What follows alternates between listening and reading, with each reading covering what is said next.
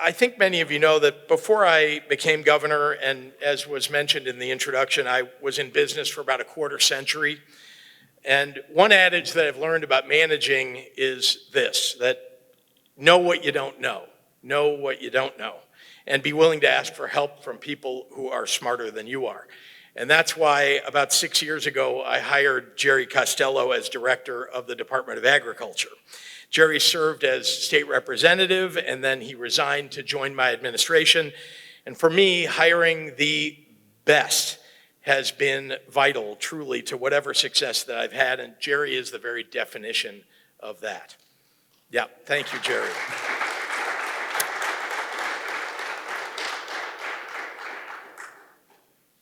As you already know, my business background isn't in agriculture. Instead, it was in manufacturing, you mentioned, and technology. But just like my own businesses, I want our state's ag industry to grow and to keep growing and to be profitable.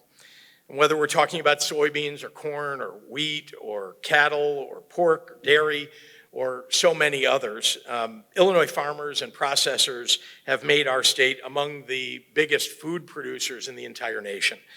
You are filling our families' pantries. You're keeping our families fed. You're employing our people. And these days especially, you're doing it in the face of what I will describe as major headwinds. Soaring fertilizer and fuel costs have jacked up your cost of goods sold. Foreign trade disputes have led to canceled export contracts.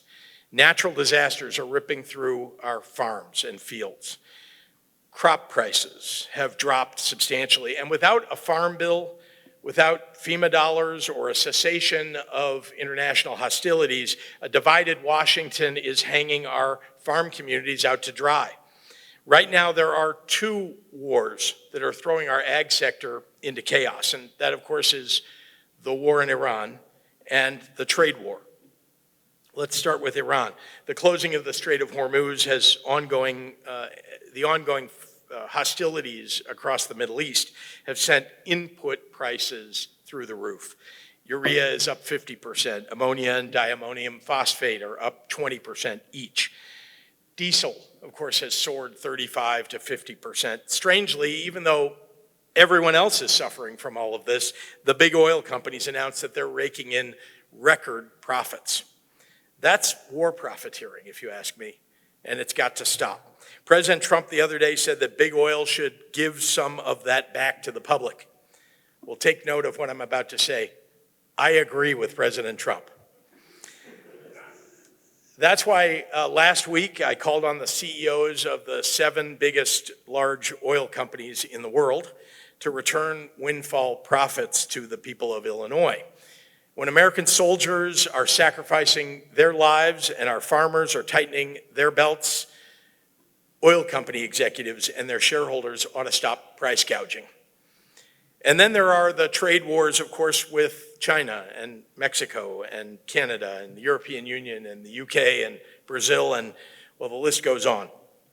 Billions of dollars in trade, gone. Billions of dollars in tariffs paid by consumers, gone.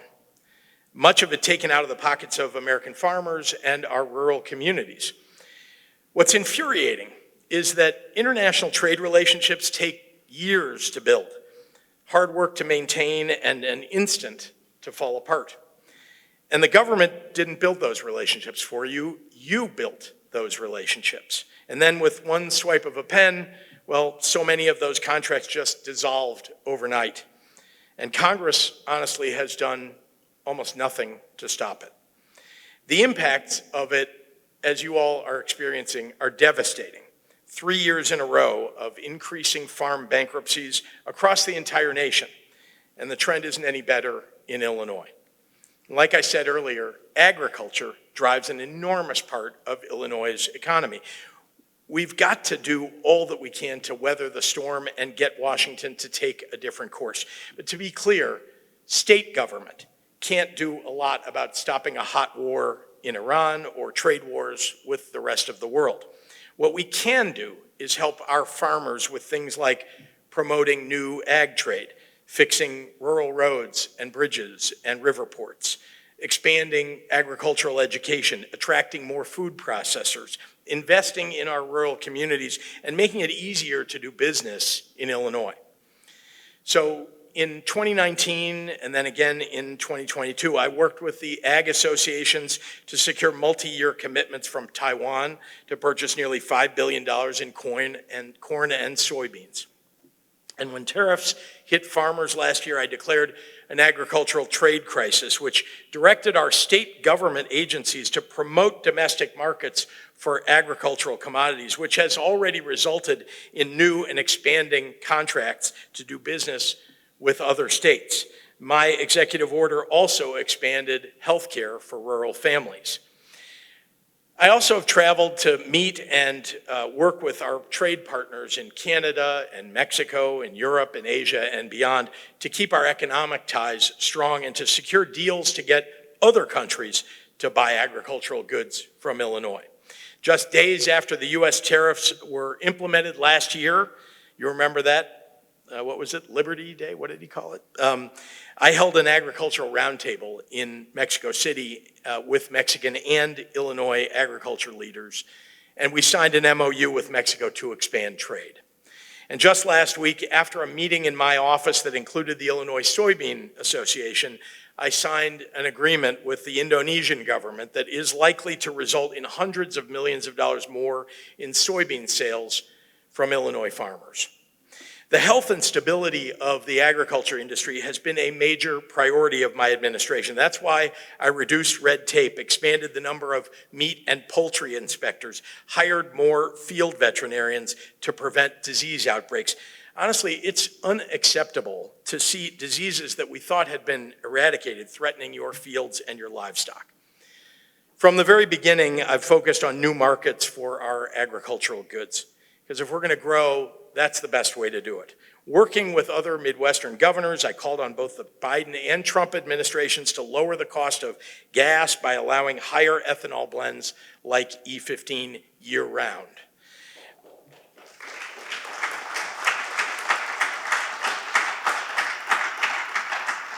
And I fought hard to get a $51 million federal grant for IFAB, the Illinois Fermentation and Agricultural Biomanufacturing Tech Hub. And that is, not only did we get that grant, but we're also bringing with it $680 million of external investment in Illinois. Good for Illinois agriculture. I also enacted biodiesel incentives that have brought major investment and jobs from companies like Incobrasa in Gilman and made our state the third largest biodiesel producer in the country, rivaling for number 2. And Illinois is now a hub of activity for sustainable aviation fuel production companies. For me, this is all about bringing new businesses to farmers while supporting economic and national security. It just makes sense. We've also attracted new ag-related investments and jobs from businesses like Primient and Cronus Chemical and Silesia, and ADM just recently announced it is expanding its facilities.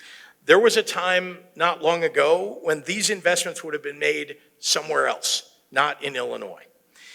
Every year, CNBC publishes a ranking of the top states for business. When I took office in 2019, Illinois ranked 30th out of the 50 states. Last month, the 2026 list came out, and we ranked 12th.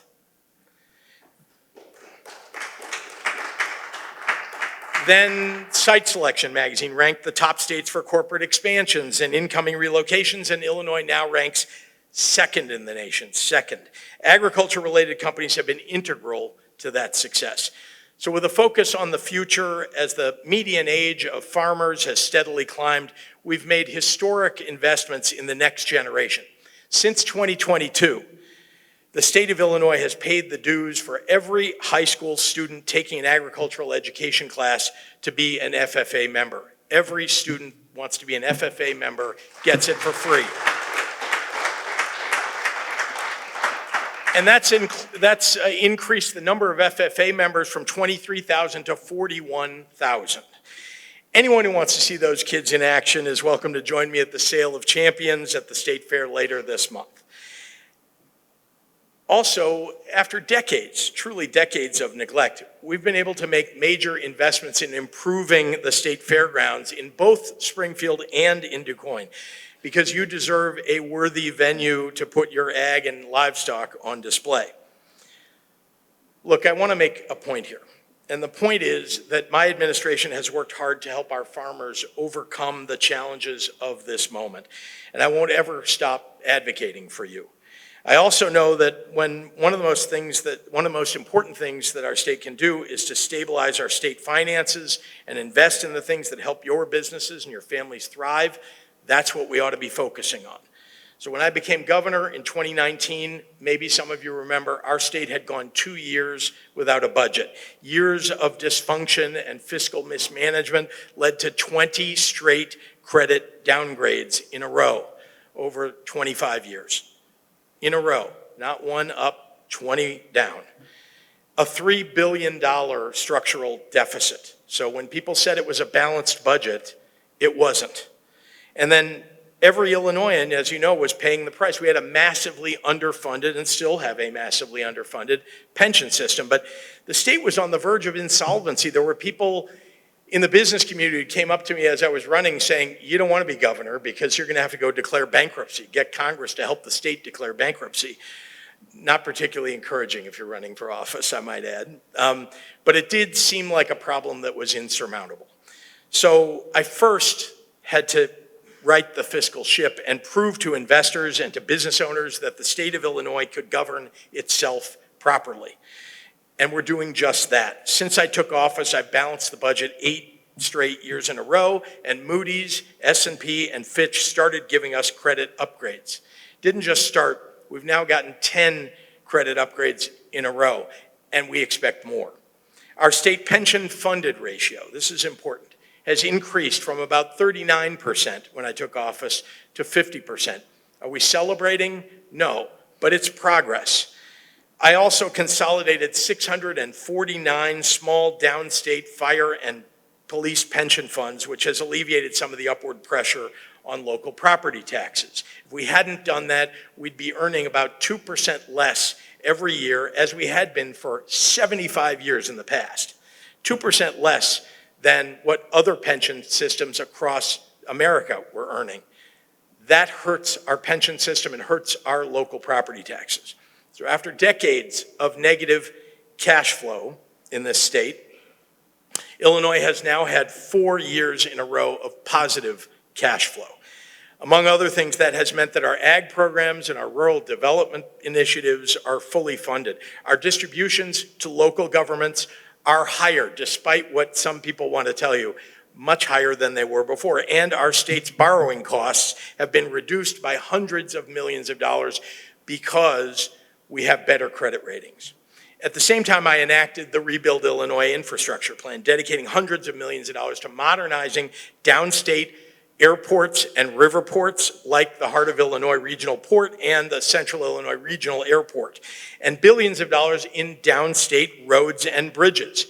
Getting your goods to market and driving to school and getting to the doctor's office safely are just as important in McLean County and in Iroquois County, in Livingston County, as they are in Will County and DuPage County and Cook County. Broadband, vocational training, and healthcare expansion across the region all have gotten record investments focused on keeping rural communities connected and prosperous. Not every high school student is destined for university. Projects like the South Central Illinois Training and Innovation Center in Litchfield and the Advanced Manufacturing Training Center at Heartland Community College in Normal have been deliberate investments of mine because I want our high school students to have the skills that they need to go to work right away if they want to fill open jobs right here, earn a decent wage, and stay close to home. You shouldn't have to leave your community to be able to earn a living. I want living in our small towns across Illinois to be the best in the nation, and that starts with our public schools. So contrary to some of what you may have heard from the speaker before me, I have balanced the budget every year, and we've increased state support for local schools every year. putting underfunded rural schools at the front of the line, not the back of the line. That's what EBF does. The result is that Illinois now has a record number of teachers, and we have the highest high school graduation rate in history. And no, the standards have not changed. People are graduating because we are giving them a better education, and the student-teacher ratio is much better than it was before. In June, I announced $25 million for the bipartisan Illinois Pharmacy Support Program to stop rural pharmacies from closing, and instead to help them grow. And then 3 years ago with Senator Dale Fowler, I launched the $20 million Illinois Grocery Initiative to support independent grocers in rural communities. And then earlier this year, I announced a $50 million investment that will build community health centers in rural and underserved areas. On top of that, I've expanded rural mental health care so that kids and adults can access free counseling and also referrals for more serious conditions. I believe small towns deserve good things. And that's why we stepped in to help keep the Marshalltown Hammer Company from leaving Bushnell. And that's why I'm doubling down on the Jerseyville Business Park, one of the country's most promising sites for rural growth. And that's why when Golconda needed help to save a historic building important to their Main Street, I responded. And that's why I made sure that Rural King's new corporate headquarters was built in Mattoon and not in some other state. And that's why we're building public sewer and water systems in the smallest communities across Illinois, like Alto Pass. These are all indicators of our state government's significant progress and potential for growth and opportunity. We're overcoming decades of mismanagement, and we're planning for the future. So I'm really grateful that so many of you have come out today. Glad to be here. Important to take part in this roundtable. Nobody understands what farmers need to succeed now and in the future better than you do. So let's talk about how we can continue Illinois' historic agricultural tradition and let farmers lead the way. So thank you, and I look forward to taking your questions.